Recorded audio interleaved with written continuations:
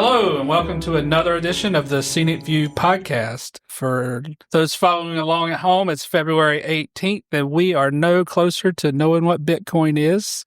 But we're here again. We're recording a little early this week because of the approaching weather. I still have my doubts on whether it'll happen or not because I'm from North Carolina, and it never really happens. But something happens. Okay, Eeyore. It just doesn't matter. Jonathan Owens, Communications Director, joined today by Suzanne Beasley, the Government Relations Director, Artis Watkins, the Executive Director, and Sam Klein, our producer. And I changed it up a little bit for you this week. But I'm back. That was great. That was creative. Yay. Welcome in. Are you guys keeping warm from the approaching weather? I'm a hot flash waiting to happen. This is hot flash friendly weather.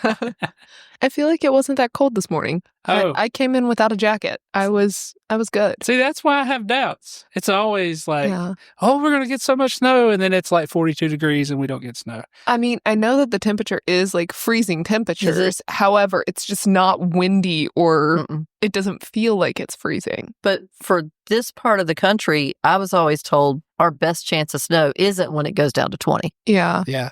Because it gets too dry. Mm-hmm. That our best chance of snow is right in that 31 to 33 degree, right? And it's all about what's going on at 3,000 feet, not on the ground anyway. But well, the amount that's for meteorology sticks for today. I feel like it snows more at night. Like if it's a storm that comes during the night, we're going to get an accumulation. Otherwise, here in North Carolina, it's too hot. So, hey, Roxborough, we have something to say to you and Raleigh. Yeah, it always snows there, don't it? Always. We're so jealous I of wonder y'all. if there's like a reason. There's a magic line. Yeah. I mean, good snow, like snowman snow. Yeah, Roxborough really does. It's not that far away, right? It's like no, it's not at all. Well, the cone of what's coming can shift just a little bit and make all the difference in whether we're going to get freezing rain, sleet, ice, snow, a mix, just snow. It is our turn, though. Yeah. Even Wilmington. And, God bless y'all in Wilmington. I know that's a big, unusual deal, and y'all got some snow, but we need the snow. And Roxborough, y'all don't need the whole thing this time. I know the first time we got snow, I put that in quotation marks, this year was I went outside and I was like, this is not snow. I'm literally just getting rained on and it's really cold. My daughter did manage to make a snowman, so that was good. I think that was the first one she can remember. My mom tells her it's too cold to snow sometimes. Mm-hmm. It is too And cold we're to both snow like, sometimes. what does that mean? Like, is that a thing? Because that Arctic air is too cold. Dry. Yeah, too dry. Okay, cool. So the impending weather did force us to postpone our board meeting coming up this week, but we're going to have that in a few weeks. We didn't want to endanger everyone across the state coming into Raleigh. They're good enough to give us their time, so we didn't want to put them in danger. But we did have some things at the General Assembly happening. Are things on hold down there? Well, everything's kind of on hold now. Yesterday, all of the appropriations committees were set to meet. Fiscal Research would go over their presentations for upcoming budget negotiations. So I was excited to hear what's going on, but all of those meetings were canceled. House Rules met yesterday, Senate Rules met this morning, and those folks are out, headed back home to safety. There Question for everybody, though, Suzanne.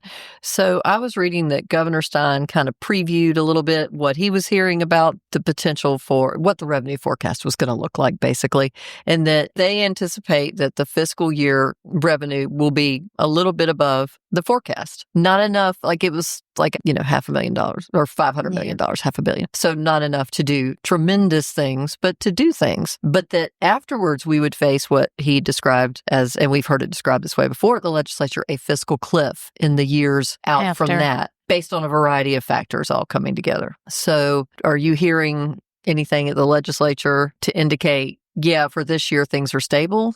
I haven't heard those specific words. Okay. No, but we're just getting started. And maybe we would have heard some of that yesterday if we'd have been able to hear I'm very curious factual now. Presentations from Fiscal. So stay tuned. Yeah, we've already talked about the uncertainty of how our revenue projections are going to look. So, I mean, we've talked about the storm. And taxes have gone down. Mm-hmm. Yeah.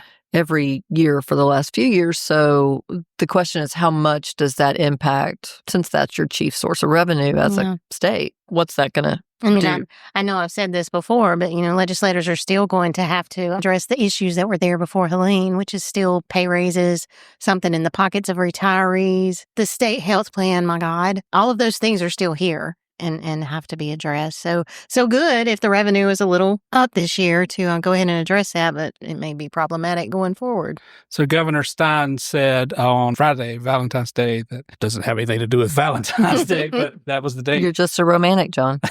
While today's consensus revenue forecast for this year is positive, North Carolina is approaching a fiscal cliff. Mm-hmm. That was his statement. I think everyone knows that we're facing some.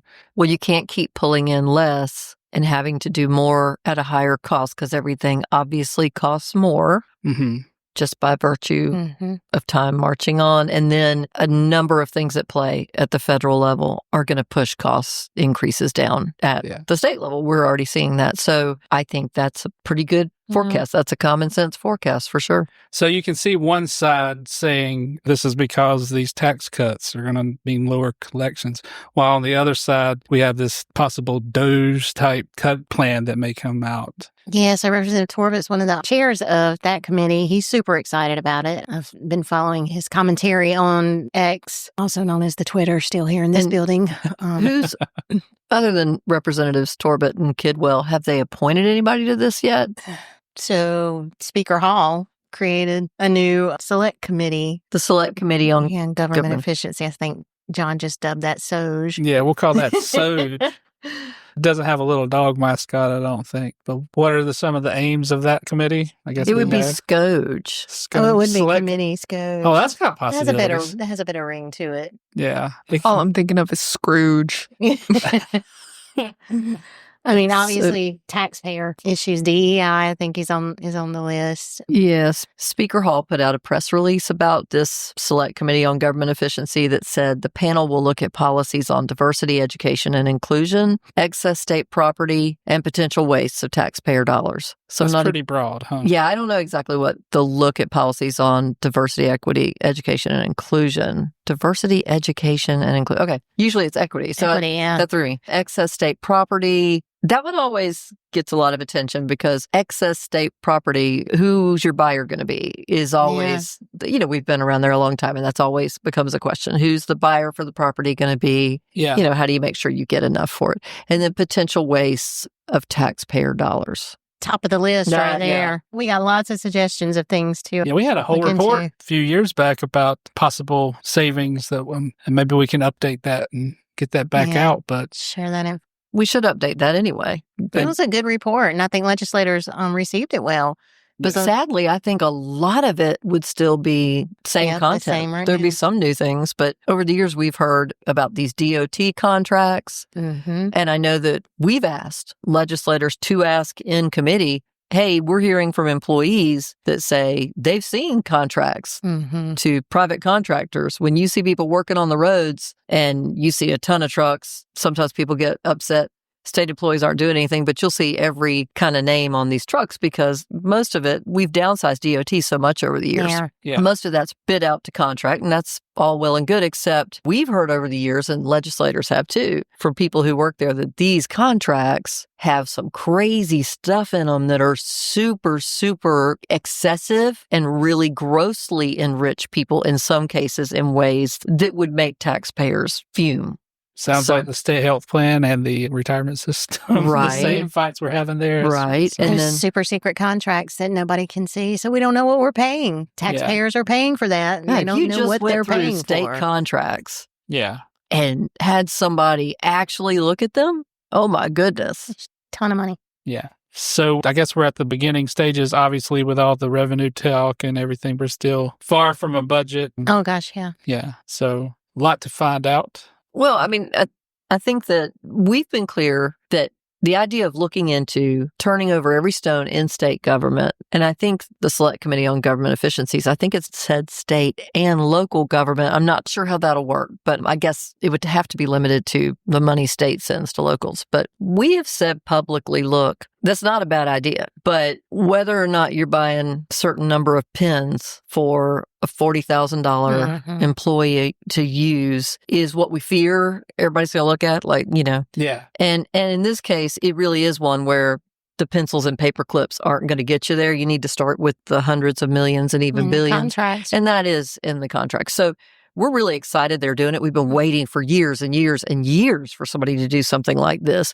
So we can't wait to talk to Representatives Torbett and Kidwell at length about what we're hearing from state employees. If they want to know where the waste is, get some state employees in there and they'll tell you straight up where the waste is. Well, I mean, we certainly know that there's no waste in staffing because we have a 25% vacancy rate, right? I mean, we can't cut any more staff, right? I mean, honestly. Here's the deal. You can cut everything you want, but you can't then turn around and provide. Yeah. And the only other option you have is to privatize things as you cut. And far more expensive. Yeah, there's nobody. You could go back as far as you want in cases of municipal governments privatizing, state governments privatizing. It is almost never that long term they say that was a savings. In fact, almost always they say it's a risk to safety and a cost increase. But here's the kicker. The government retains the liability if the private contractor messes up and people get hurt. Guess who's also a defendant? Right, the state.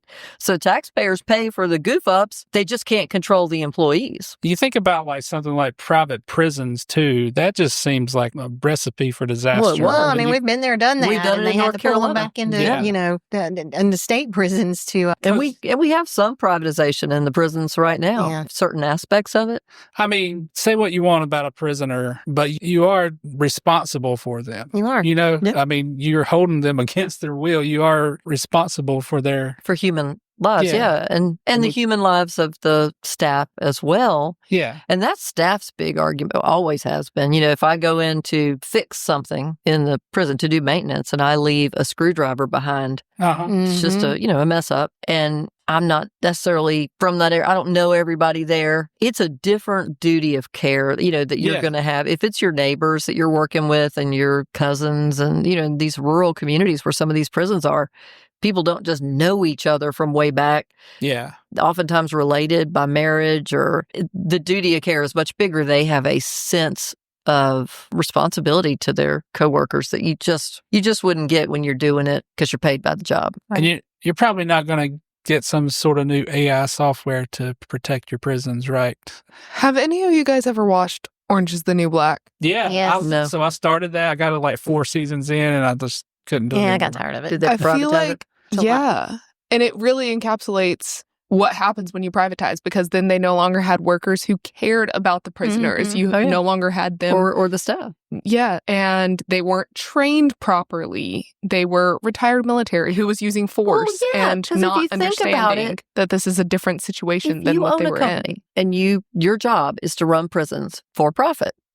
You're not running it for charity if you're in business. So if you get the contract, you have a responsibility to your shareholders or to your board, to whoever you report, that you're going to make sure you make money. And you can't do that by providing the kind of training that might be optimal, or you just can't. If you could, does everybody be doing it? Yeah. And I think they really highlighted how bad it can be, because there was a riot in the season whenever it got changed to a private prison. I did find that show interesting, that the storyline was very large riot. Yeah. In which prisoners and guards both were killed. Yeah. But that's the kind of thing, and maybe they won't trot down that path at all.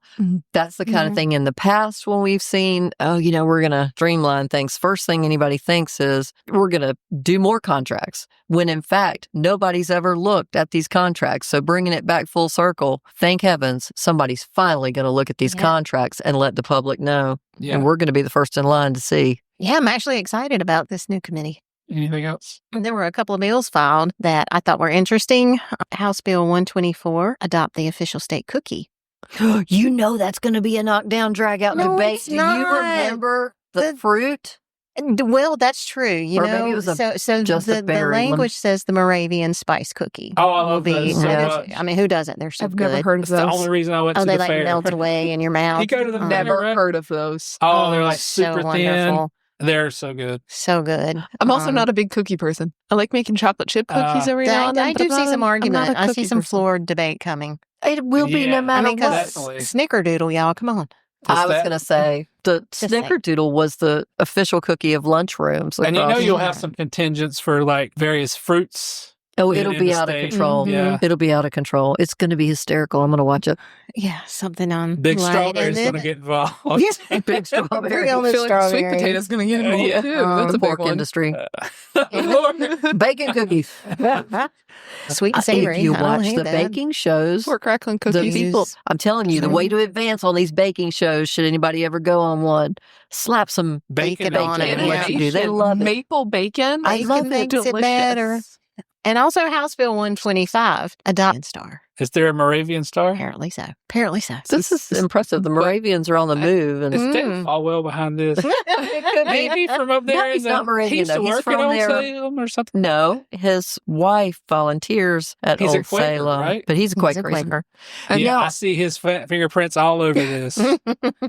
I am curious, though. Maybe check out if the Moravians would like to help with state employee raises. I'll do that. They seem Add to have it a to lot my of pull list right now. Yeah. Yeah. I'm just Hot confused topic. on why we're focusing in the General Assembly getting a state cookie and a state star officially recognized when there are much bigger issues besides a Sam? cookie and a star. That's That's a a third We're rail. There talking you about go. Yeah. cookies and stars. Oh. well, We might cut that out. cookies and stars. Does every other state have a No, I state love that. cookie and I a love state that. star?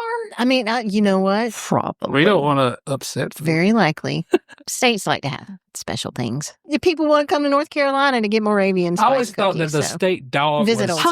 Hold up. I'm sorry, but Oh. it just hit me. Alamance County is where they make those really good cookies like they give you on the plane. Oh yeah, the Lotus. Yeah, the Biscoff. Oh, yeah. Oh, I love those cookies. Oh, I They're love them so much. Every good. time I get those on American Airlines, I do not eat it. I Oh, I ask don't know. them for This- the pretzels. I want the pretzels. I love them. I'm not eating Alamance them on the might plane. throw down over this. Hmm. Actually, this could be now good. I'm interested in this Yeah, floor this debate could be good. big time.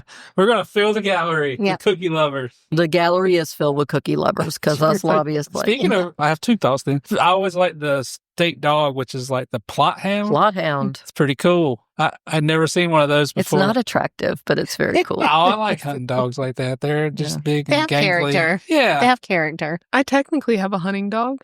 Oh, He's part hunting dog, and then the other part is boxer, which just makes him a giant What goofball. does he Say he's a hunt? goober. English pointer. What does he hunt? His He's food. a goober English pointer. pointers are Retrievers. like duck hunting dogs and retrievers. However, he would never do that. He hates the water. And then another cookie item. I did buy my first box Girl Scout cookies last week. Just one? Yeah, I only had $6. They're $6 now. Can you believe that? I have a They used to be neighbor across $2. the street Yeah, with I a little believe that. girl. She sells them. I bought more than one. Listen, I bought the peanut butter chocolate They're ones. so good. And my wife was like, "Those are terrible. We should get the blah blah blah blah." She had like opinions about it. Like, I mean, she I got some but of all it's of still them. a They have deal gluten-free. compared to when my son was in Boy Scouts. oh yeah, Oh, the Oh, popcorn. that Oh, that popcorn popcorn was is so outrageous. expensive. Yeah. I mean, go Boy Scouts, and I will buy the popcorn if any Boy Scout comes by the house selling it. But Lord, now I'm gonna have a bunch I of was gonna You're on your own They're in going to this find one. where you live. But I always felt kind of bad when he was selling that popcorn. Boy Scouts need their own lane. Like Girl Scouts have really cornered the market on snack foods. Yeah, I mean that's So still not a good. bad Those deal lemonade for a cookies, box of. they're the bomb. Those are good. And Yeah. they used to be called Samoas, but they're Oh, yeah, the they're like coconut caramel delights delight or or caramel delights. Yeah, Love those. Love those. cool. So I bought some of all of them. And there's a We should go buy a bunch of them today and just I'm lock down. ourselves in the house for the next year. Any legislators listening, I know you're probably all listening to this podcast Of to course they stay are. in touch. But if a legislator is listening, what you should do is ask for sampling of all, like a committee meeting where there's a sampling of all Yeah, cookies Maybe I'm just not a that big want to cookie be a person. contender. that's true. They need to Public really input. research Test this. that. public input. Yeah. Yeah. It's important. Maybe All I'm just making- not a big cookie person, and that's why I don't understand Clearly. why cookie talk is so important. Cookies are We've had a section of this podcast unintentionally multiple times now where we talk about some kind of food or cooking or baking. I think we shouldn't do it before So- lunch. Well, are there any other bills besides cookies and stars? Those were the two that just jumped out at me. Okay. There's a bill, House Bill 142, that has to do with zero-based budgeting. Representative Blust is back in the General Assembly now, so he was the What's that, like, balanced primary budget? sponsor. Is that what that means? Oh, okay. Yeah, so we'll see. Like I said, the week's been cut short, and obviously we want all of them to get home safely to their neck of the woods as well. Speaking of getting home safely, thank you to all the DOT workers out getting the roads ready. I've drove from Sanford to Raleigh today, and all the roads have been brined and ready. It seems. Just from Gardner to Raleigh, my car's white now. Yeah, I'm really my worried car's about. red. I'm worried about down east. I think I sent y'all this. Like the Yeah. ice is going to be really bad. That'll be worse than the Yeah, snow. power outages are going to be extreme, it seems And like. it's going to be so cold. Oh, it's not good. One night's going to be like 13. So if you have loved ones who are elderly, we're Yeah. thinking about you, and stay warm. Check on your neighbors. Check on your neighbors. Yeah, definitely. That leads us to our question of the week. John's wacky weird question of the week. Ta-da. In honor of this impending snowstorm and the treacherous roads, I want to ask you guys, do y'all have a problem with me saying you guys? Is that offending? Every time I pause. It's a northern thing. Is it? It No, is. I It's so wouldn't- random for Mr. Sanford. I know. I would say y'all, but I So don't want to much- sound like a hick, right? Oh, So much of my family says I'll just say y'all from now Just on. say y'all. So much of my family says y'all, but my grandparents from the north rubbed off on my mom, who rubbed off on me, and I always say you guys. You guys. Use guys. But John, guys, if you're yeah. saying it, you guys. Yeah. I mean, what's the difference? That's a Southern you guys. So Yeah. Now, you It guys. works. Bless y'all's heart. yeah, yours too. So our question this week is, what is your most treacherous driving experience? And I'll start with Suzanne. Generally or in the winter? Just throughout your life. in yes. winter weather, though? Or Well, just mine is any- winter weather. I was gonna Doesn't say, have to yeah, be winter dude. weather. It doesn't have to be, but it makes sense since we've got Yeah. incoming weather. So do y'all remember, I don't know, maybe 15 years ago, we Snowmageddon. had that gridlock. It was Yeah. before Snowmageddon. Oh, it was. It You're was, right. yeah, it was. We were still in our old building, but there was a gridlock all over Raleigh because they had let all the schools out at the same time. Everybody's getting off work, trying to get home and get your kids. I got stuck on Highwoods Boulevard. Mhm. My car started sliding backwards, so I turned my wheels, so I bump up against the curb. I finally ended up jumping my little car over the curb, got out, and walked over to the Holiday Inn and got a room. Wow. That's crazy. Sure did. Sure did. My dinner that remember night was an that. apple from the basket in the front of the Oh, hotel in the did power lobby. go out too and everything? Nope. Oh, okay. We had, at least not at the hotel. But Yeah. got up the next morning and drove right home. I hope you were That able was to expense that crazy. hotel room. Yeah. It was crazy. What about you, artists? Mine was a snowmobile. Oh, Yeah, because they give you what, like a 10-minute, here's how you ride it. And this was in Colorado where mountains don't look right. yeah. They're too big. And the trees are that's just thick with trees everywhere. And so there's these thin areas you'd go through with no trees. And it's like, oh, yeah, stay between the trees, so you don't wreck. But they did not explain if you started going backwards, Mhm. what you were supposed to do with this extremely heavy thing. Give Yeah. it some gas. Well, you're lucky to Tried flip that. over backwards if it's But it going just down. got, it got going Yeah. good enough on that hill that I'm Mhm. giving it gas, but it was just kind of, Too much Yeah. momentum. I was weighing it down, I guess. But eventually it did make it up the hill. But I thought, this is for the birds. I don't know about What about you, Sam? At the moment, my car, Henry, his name is Henry, he is falling apart. So weather conditions have to be absolutely perfect for me to drive. I can't drive in any weather. If it's raining, gonna fall apart. If it's snowing, gonna fall apart. I'm waiting for her to I'm give, serious. like, what are those things where you send money? Oh, like a GoFundMe. GoFundMe for the Crowdfund. car. Help Just me any for second the now. car. But when I was in college, there was one time that I was driving home from college with Mm. a very long drive. So there was a chance that I would hit rain at one point or another, or fog, especially driving through Black Mountain. And one time they both hit. And I was driving through Black Mountain and it was so foggy. I could not see maybe 3 feet in front of me. I Wow. had to go down this mountain. And then once I got to like Greensboro, it was pouring so bad that I had to pull over at a gas station and sit there for half an hour waiting for the rain to lighten up Mm. because I couldn't see. Yeah, stressful Anything. drive. Yeah, I Yeah. think heavy rain is a bigger Yeah. Yeah, thing for it us here Yeah. in North Yeah. Carolina. We get a lot. And So my parents were so concerned that, Oh, yeah. like, they were calling me and they're like, "Where are you? Oh, we You were don't like- supposed to be home We don't like an our hour and a babies to half be ago." driving in any weather. Yeah. They were Yeah, like, "You were babies supposed are to be grown. home an hour and a half ago," and I was like, your dad could probably get like a Fiscal. Humvee and come get you, right? "He's got a Ford F-150. He would have came and Okay. got me if he needed He to." would copter in. Yeah. It'd be Like the cooler. 18. It'd be cooler than the He would Humvee. have attached the trailer and been like, "Put your car on there." Did we mention that we all picture your dad as like a superhero? I saw him. Yeah. I mean, We met him. Yeah. Yeah. Oh, cool. And then, he's yeah. got the right look. That's it. So I guess I have two answers. The first, the Snowmageddon from 2014. I was trapped in that from leaving here, going home to Sanford. And I always got to give a plug to Sanford. But- You sure do. And I did see the fire on Glenwood. I remember it took about 6 hours to get home. It usually takes one. So that's not a huge one, but that was just like a monumental storm. Like that's memorable. A 6-hour trip to Sanford. Yeah. But the one that I was thinking of when I came up with this question was when I was like 10 or 11, we were in Blowing Rock where my aunts live, and my mom and dad wanted to go up to the top of Grandfather Mountain, right? Mhm. And there was a storm approaching, apparently, but I'm 10 years old. I don't know these things. And so we get like halfway up the mountain and it starts like a huge ice storm in my dad's old 1987 Chevrolet truck. Oh, Lord. And I was so terrified. It's just completely traumatized, like sliding, and there's like it's 1990 too, so there's no like guardrails anywhere, and I still am traumatized. I still don't like going up mountains like that because of that one drive. That would do it. But yeah, we actually made it to the top. I don't know why. Why didn't we just turn around and go back? But we did. It's really hard. Once you're starting up that climb, it's very hard to turn around. And plus, it was like the 80s and the 90s, so like everybody's like, "Oh, we're gonna be fine. We're gonna be." And No seatbelt. my dad's truck didn't have 4-wheel drive either. Did y'all prance on out on the Mile High Bridge? No, but my mom was so mad at my dad the whole way. Turn this thing.